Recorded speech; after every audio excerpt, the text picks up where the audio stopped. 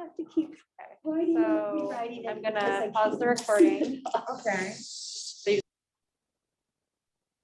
And then, Okay, you got have it. people in Thank the you. link, you have people in the link. Yes. All right. It's just because that spin window is open. I'm letting people in, okay? So we're going to start.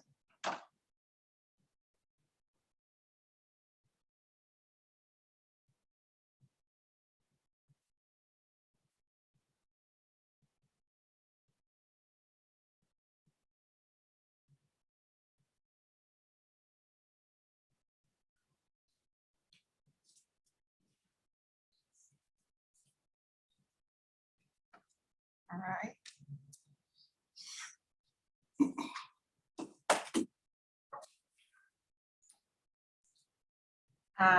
Okay. Hi, everybody. My name is Sivan Cohen. I'm the Community Shlicha here in Omaha. Is everybody can hear me okay? Yes. Patrick? Okay. So today we have a special guest. We have Patrick, who is the Shaliach in the JCC in Brooklyn. And we're going to talk about Syrian refugees in the border between Israel and Syria. And I'm happy to introduce Patrick and go ahead. Thank you so much, Sivan. And I'm really thankful for being here today with you. My name is Patrick Tepman. I'm the Israeli Shaliach in Brooklyn, New York. I've been working here for 2 years. And today's story is going to be my personal experience with the Syrian civil war 2017.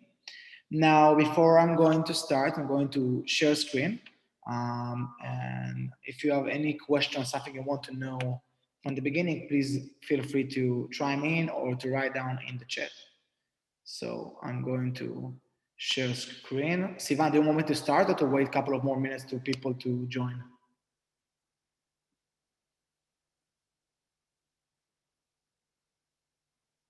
I can't hear you, Sivan.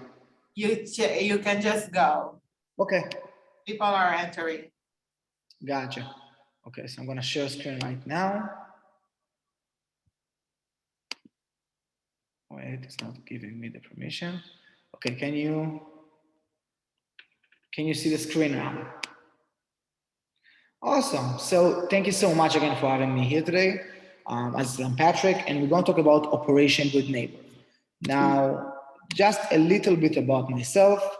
As I got here 2 years ago, I'm working in Kings Bay Y, which is a Jewish community center in southern Brooklyn in New York. I'm working as a team coordinator and leading a lot of Jewish and Israeli events like Sivan is doing year round. And this been an experience that I think since my army service I didn't get to enjoy so much. So we're gonna just start, and I'm gonna talk about the background. As we're talking about Syria, about Israel, usually I'm asking the people, what do you know about the connection in Syria and Israel? Merlin or Baracha, if you want to answer that would be fantastic. If not, I would just go ahead. Sorry.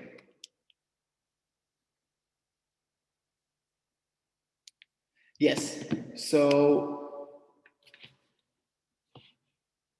Israel and Syria. Israel started at 1948 after the Independence War, which was the war between Israel and all the countries surrounding, which is Jordan, Syria, Lebanon, and Egypt. That's our Israel-Syria first relations in a war. It continued like that for a while throughout Independence War in 1948, all the way to 1967 and 1967 in the 6 Days War, 1973 on Yom Kippur War, which in all of them, Israel and Syria have been fighting each other back and forth, getting the Golan Heights, which we in Israel love to say have the eyes to Israel because it's a really high location in a strategic point. And after 1973 war between Israel and Syria, it becomes silence. Israel had a lot of other arguments with other countries like Lebanon, but in 1978, we got our first communication with other countries to get peace treatment. And we got a peace treatment with Jordan and Egypt all across the way. But since 1973 and 2011, Israel and Syria had zero history of fighting, zero history of arguments. And that's a bit about the background, where we're coming from. Now, 2011, and I will do it back and forth a bit about my life and about how life in Syria has been. So 2011, I was 15 years old. I did my first program with American Jews that got to Israel as part of a summer delegation. This is delegation of Dorot, and that's a picture from Sde Boker, which is Ben Gurion, the first prime minister of Israel, burial place. And that's how my journey started with working with American Jews, which if I knew then that I would continue doing that, it would have been fantastic. But it was a beginning of an adventure, of a long-term adventure. And in the same year, everything was quiet and pretty good in Syria. Some of you might remember 2011 was the beginning of we love to call it the Spring Arabic Revolution.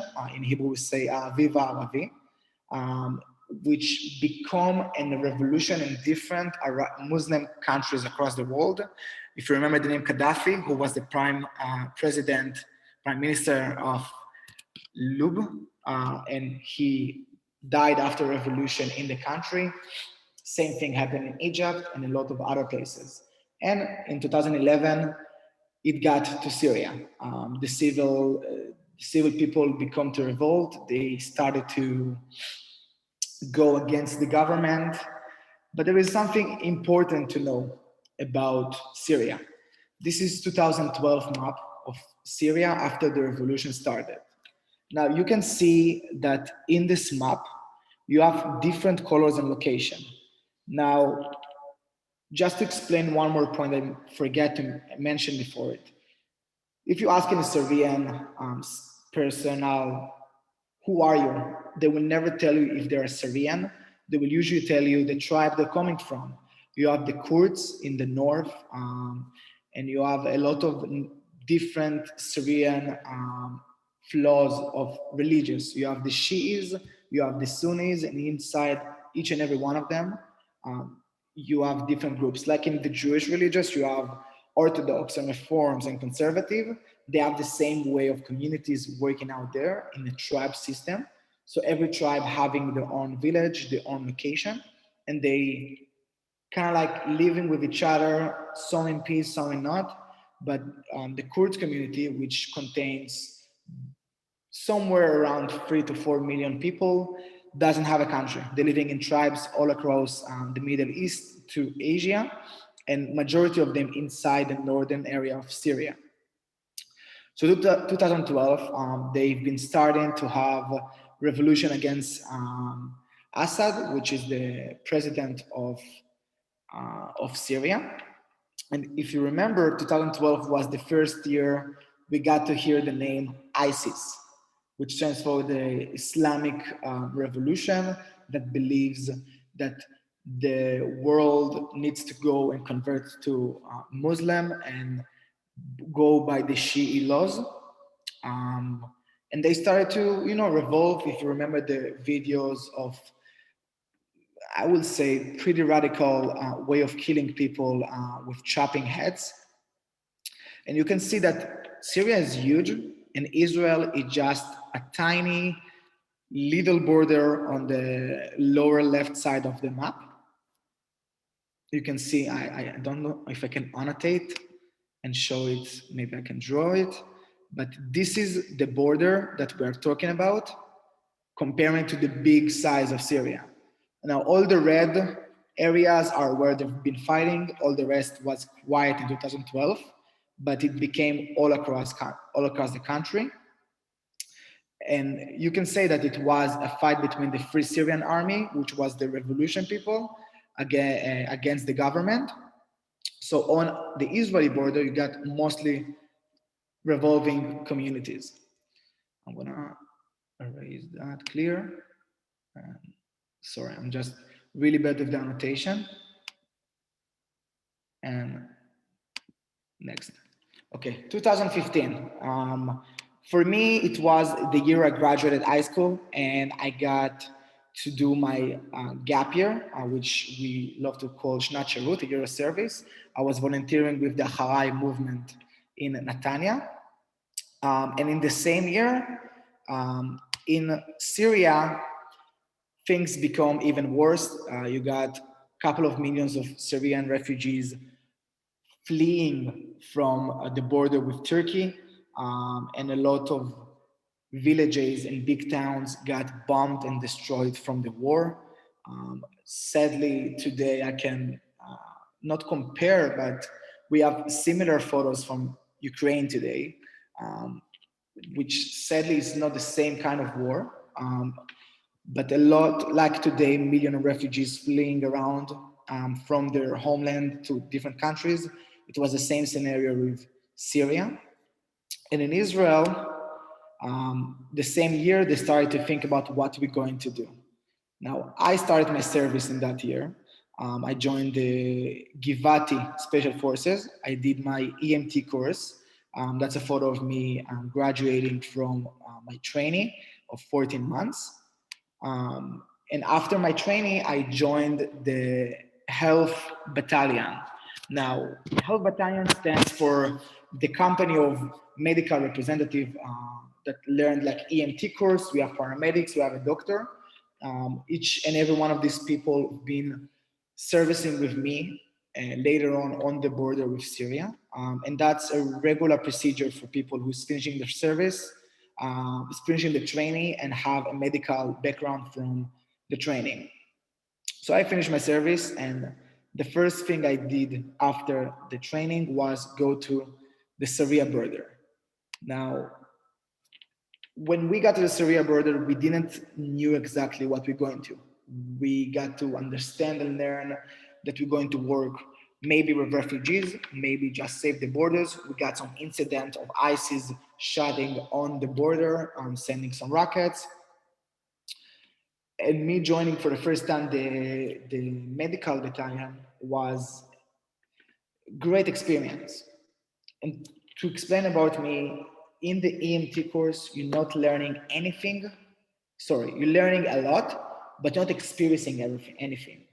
I didn't have any physical experience treating people, and didn't have any physical experience doing something. It was mostly theoretical, some practical.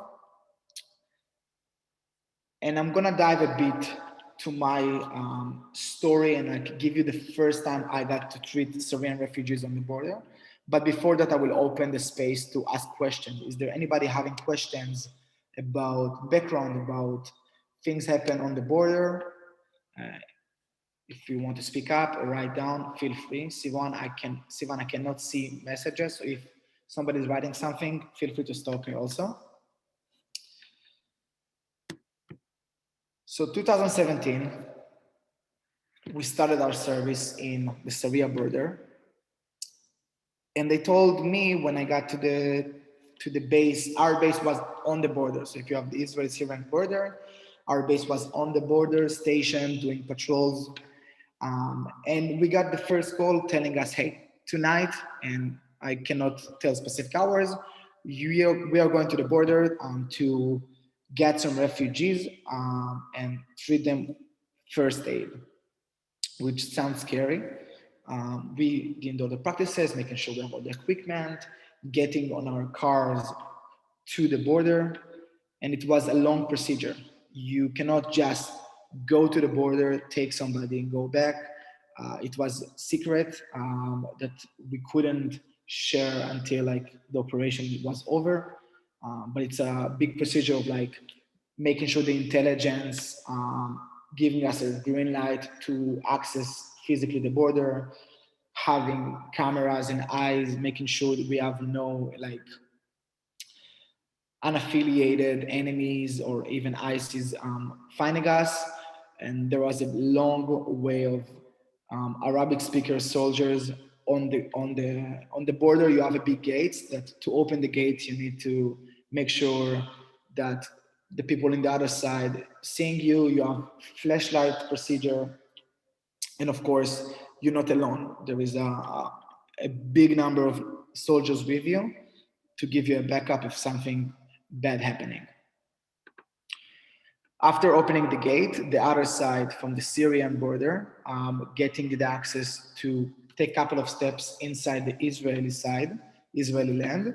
And there is a security procedure with, if you know, in the airport, checking if there is any metals, any explosives, and only after that, the other side bringing on ratchets the injured people, they putting them on the floor.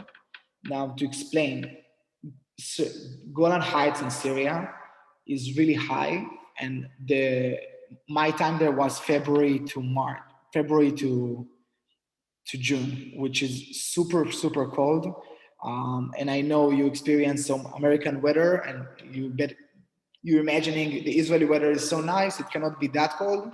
But after 2 winters in New York, I can say we have a similar winter only in that area in Israel. No other place. I'm originally from Be'er Sheva, which is a desert, which is a whole different story. But Golan Heights, it's super cold. So in the middle of the night, they're putting the injured people on ratchets with only one blanket, which is freezing. We're checking in that they have no explosive. And only after they've taken all the safety procedures, they're calling us from our vehicles to walk and take the injured people on the ratchets, putting them on our shoulders and walking with them at least 1 mile from the border to our vehicle to make sure our vehicles are not exposed to the other side. So we're walking with the first injured, and for me, it's been a wild.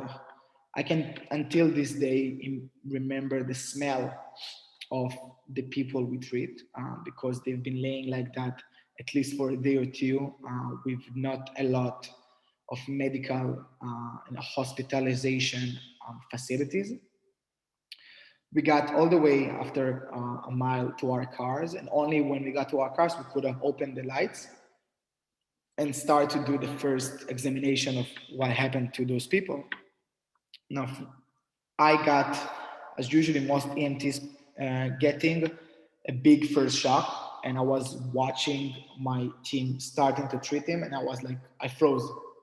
I didn't know what to do. I was like, forgot everything I learned in a second because I was shocked from the view. Now, I will make your life easier and not give you all the details of the injuries and how they look like.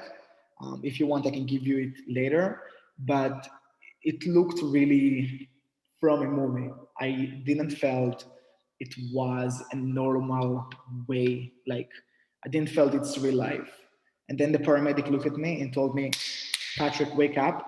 We need you right now to be focused. We need to check in that he have no guns out, no blood going out, and examine and make sure we have all the details of the injuries the person had, which got me back to myself.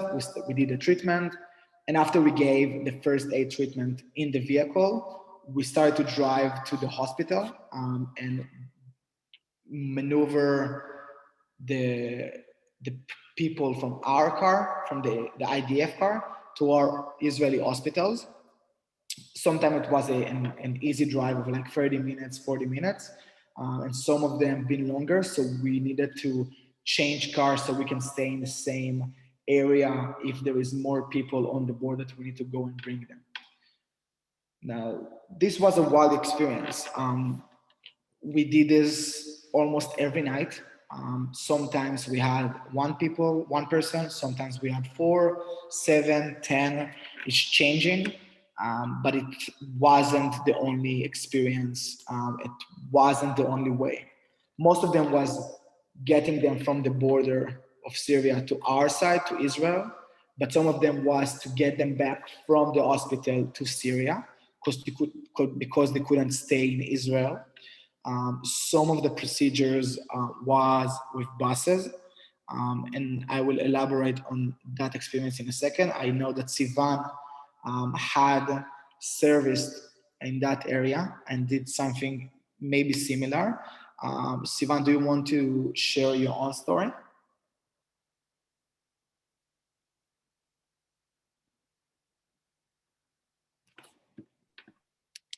So basically, my profession is a physical therapist. So I was the one, like the secondary medical treatment that the refugee get. So a lot of the refugee from the Syria border came to the hospital in the north area, which was the Galil Ma'aravi area, which is a partnership hospital here in Omaha.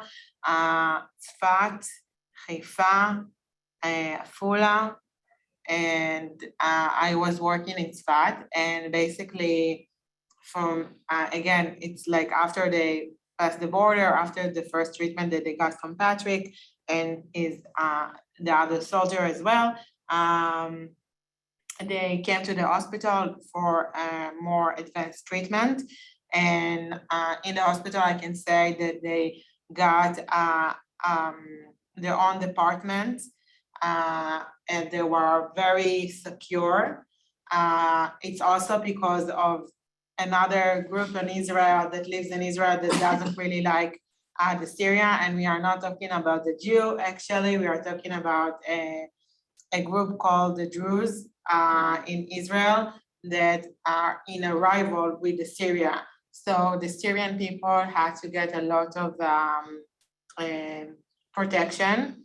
And yeah, and if you guys have any question after that, I'm more than happy to answer.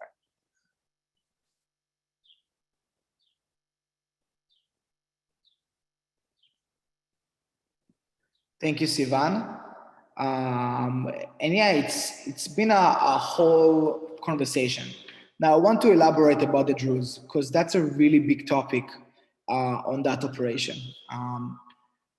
Druze, just to explain, are a group in the Muslim religions that don't consider themselves Muslims, but have their own way of thought about life. They believe in not reconstruction, when a soul is continuing to the next body in life. I really sorry that I don't remember the proper way to say that word. Resurrection, I think.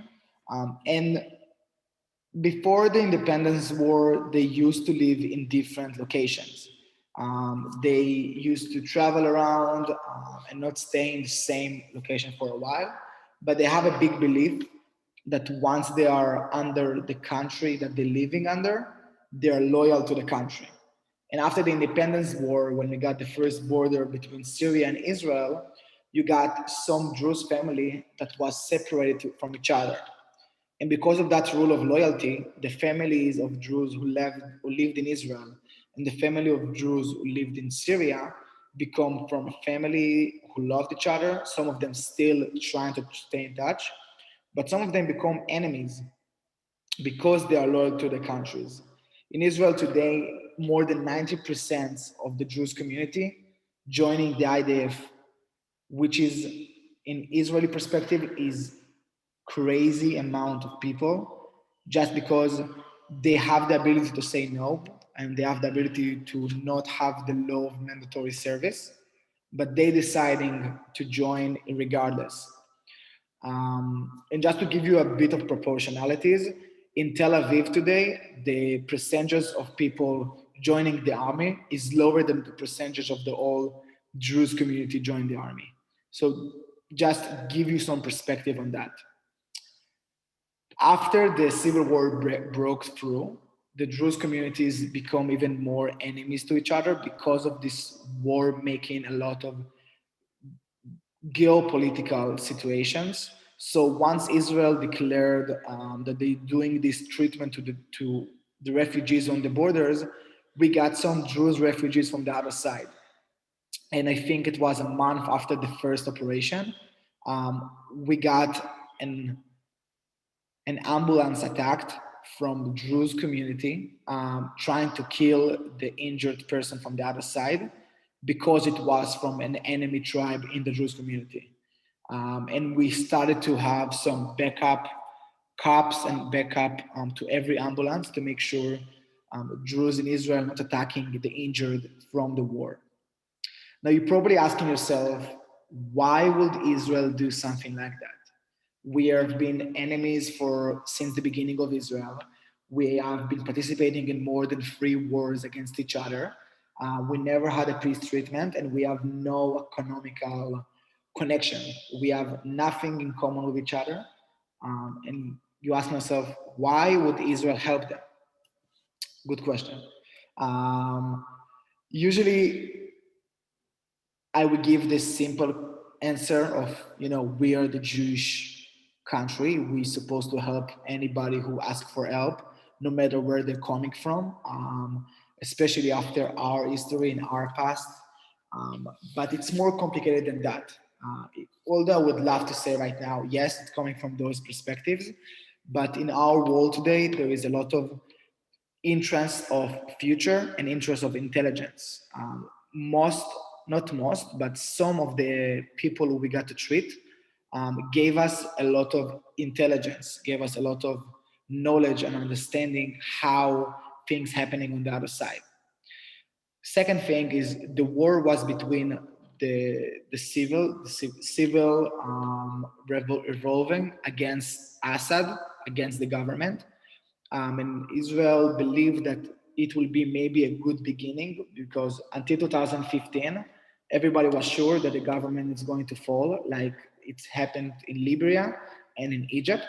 And we wanted to make good connections with those who's gonna get up and control the country after it, which might have led to a different situation than today. But in the end, Assad won. Um, and make good connections so in the future we might be able to do peace treatment. And there was a lot of back and forth of intelligence, of helping out to each other, with thinking of the future, but thinking of the present. Now, you know that today there is the war in Ukraine, between Russia and Ukraine. And 2016 was the time when Russia started to join the war and help Syria, help the government against the civilized. And you have also Iran, which is Israel one of the biggest enemies, that joined also this war and helped Syria to win to the government. And for Israel, having Iran closer to the border is a big security, safety, and you might be hearing even today some, according to international news, that Israel is doing some stuff in Syria of attacking with fighters, some locations. Even 2 weeks ago, one of the airports in Damascus. And the idea here is to be and make sure that none of the Iranian power getting to our borders also. Again, I can talk about this topic for hours, but that's really in the top of the iceberg of the purposes and why to do this operation. Now, I want to show you a video that will express and explain how it's looking like, to give you some pictures. Anybody have any questions about this so far?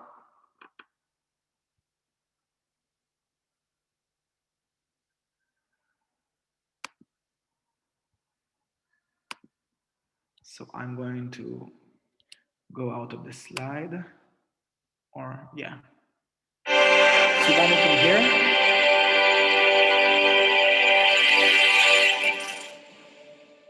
For close to a decade, Syria has been ravaged by a gruesome civil war that has left over 400,000 people dead, over 1 million wounded, over 3 million refugees, and over 10 million people displaced.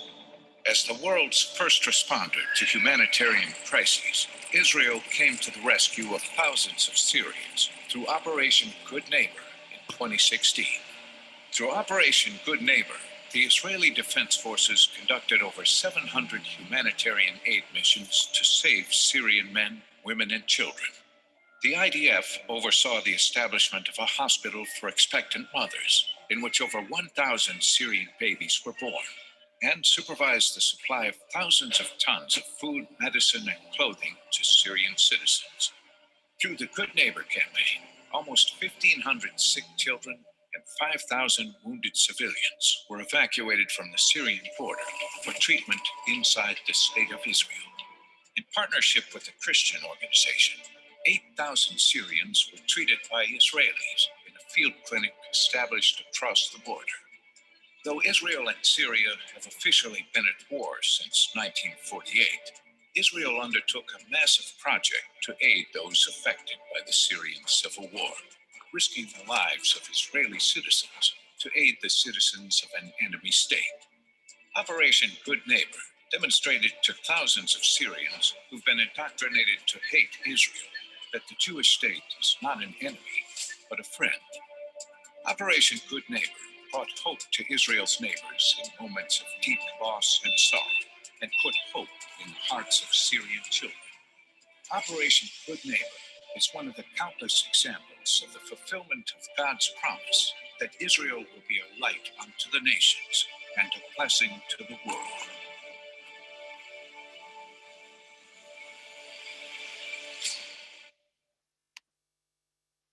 So I hope you got to see some pictures that visualize the stories I gave. But I would love to give you I think the biggest moment of realization of this experience helping the Syrian refugees on the border. One of the days of the operations, they asked us as a company to come and escort one of the buses. And we thought it's going to be a bus full of men got injured in the battle. We're getting back a whole battalion of civil warriors to defend their homes. But surprisingly, when we got to the bus, we found out it was a bus of 40 moms and kids. That was a bus of making sure that every kids have a cure to their diseases, have any first aid and general aid for them. And each one of these families of a mother and daughter, mother and son, walking together from the bus to the border, got a big packages of food, clothing, toys, medical supplies, and etc. And I would never forget that moment when you're seeing two lines of moms on the right side and the kids on the left side carrying these big boxes, and me and my friends, like, it's been really heavy boxes, so me and my friends helping them carry it out and walking with them toward the border, and watching them like leaving the Israeli side, getting back to their homes. It was so like meaningful to understand that I got the fortune to take part and help to those family. Now, I didn't save their lives. I don't know what happened to them after they got back to their homes, because the war was still going, and some say that it's still going until today. Um, but it's a big part of the history that we're all going to remember in the future. Unfortunately, a year after my army service, I thought that this was probably the biggest moment or the biggest thing happening in the world. But then it's surprisingly happening again in Ukraine today. Um, and it's sad and big. And if we can make somehow, some way to help those family out, I think it's a bless to be able to give and to help and support. For me, I can say it made me a different person to be part of that mission, good neighbor, and to be actually good neighbors, to help out as much as we can. I gonna finish with this sentence, that I hope will, stay around, that I wish to all of us to always be on the giving side than the asking side. And I hope you got some new information and acknowledgement of what happened in the Israeli-Syrian borders um, after the Syrian civil war. Are there any questions?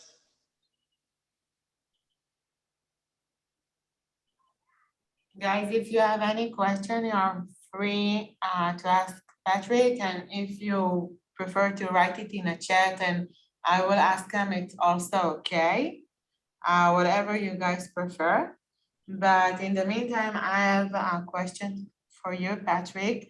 I'm sure that you get it a lot, but when you are started your service, did the army ask you, or did you wanted to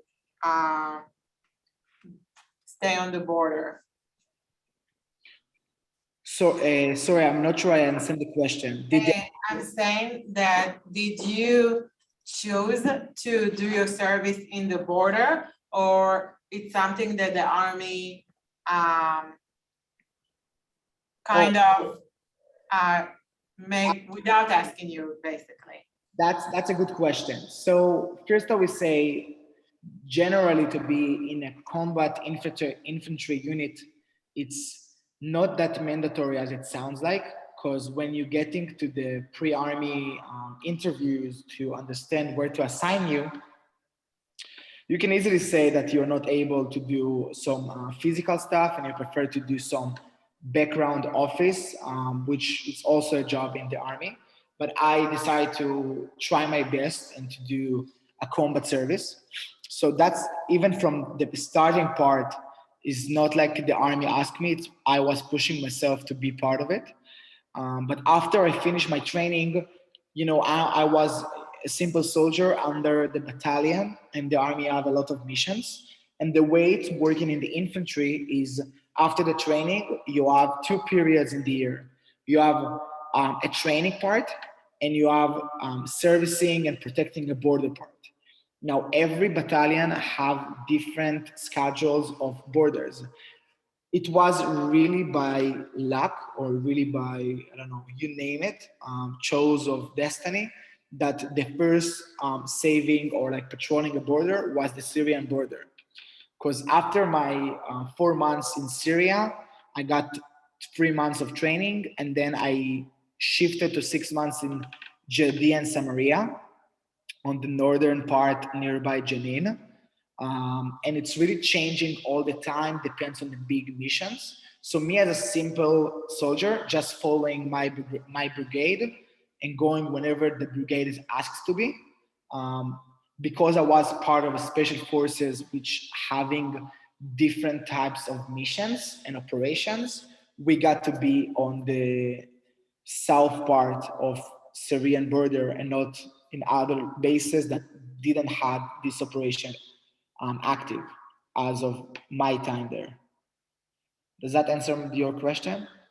Yes, indeed. Thank you. And we have another question. Mark will ask the question. Yeah. I became somewhat familiar with the Syrian refugee situation by a book, and it was, I guess, a novel, but certainly based on this person's real experiences. It was Susan Jane Gilman, who's an author who actually had come to Omaha a while ago and talked on another thing. But it was a book called Donna Has Left the Building. And one of the things towards the end of the book that she talked about was going to Turkey and receiving the refugees there and all of the experiences that were with that. And it was somewhat horrifying. I'm wondering if you have any comments about that aspect of the refugee situation. Thank you. I have to say, the situation in Turkey, I think, was way more harder and way more difficult than the one we got in our border. I know we have our national security. I know we have our own history of Syria, but the numbers of people on our borders and the numbers in Turkey border are like so different. Like we have a couple of thousands, they got a couple of millions. and that's making for me the biggest change. Now, I don't have enough knowledge to answer what happened there, but in the Turkey border, but from what I know and heard, the fact that in their border they got to make them, they had their tents for refugees, they have them shipping to Europe and find their new homes as finding new place to live. I think it's a whole different aspects. To be honest, I am not jealous at the experience that Turkey had with that, because to treat and get a couple of million people on your border, it's not an easy task. We got, we were in the war, and to hear that and to receive our amounts, it's just a big difference. I'm blessed that we got to help and not fighting in the war, which I think it's better, because it's always better to help and work together than fighting each other. But it's a big, big, big difference. Does that make sense? Oh, very much. Yeah, I appreciate your reflections on that. Guys, anyone have more question to Patrick? This is the time. And also, if you want to contact him personally, his detail was published, right? You left your email address. Oh, I can share screen again for that.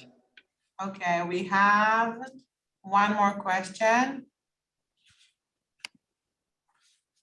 Did any, Marlene? Yeah. Marlene asked, did any Syrian stay in Israel? That's a good question. Wait, I'll do everything here. I believe there have been some that stayed and got some treatment to stay in our side. I don't think that I do believe that most of them got back to Syria, just because we didn't have a program to actually make them stay.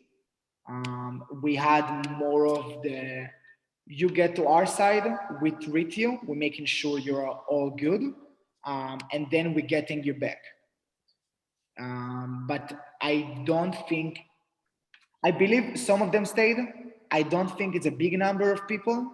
And I do believe it's depends on their affiliation and depends on their, it's sad to say it, but their connection way to help, or somebody connected them in. But most of them got back home. That's from what I know as of today. Got back home meaning back to the Syrian border. Okay. Patrick, thank you so much. It was so interesting, and we got a lot of information, and it was I like the honesty with your answer, the honesty that you had with your answer, and the reason that we do a lot of the things we do in Israel.